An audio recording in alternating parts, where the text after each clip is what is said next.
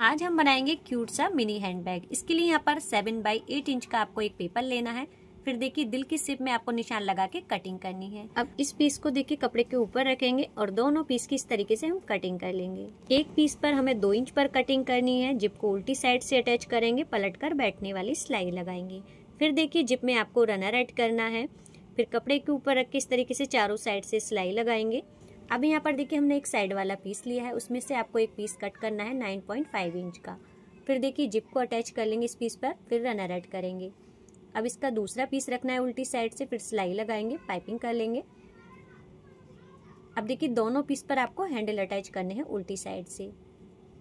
अब यहाँ पर हम साइड वाला पीस अटैच करेंगे। जिप वाला पीस आपको ऊपर की साइड पर रखना है। इसकी दोनों साइड देखिए इस तरीके से मिला के आपको सिलाई लगानी है। फिर साइड से सिलाई लगाएंगे, बैक साइड से इसका दूसरा पीस अटैच करेंगे। तो एक छोटे से टुकड़े से यहाँ पर मिनी हैंडबैग बनके तैयार है। आपको कैसा लगा कमेंट जरूर कर देना। Thank you.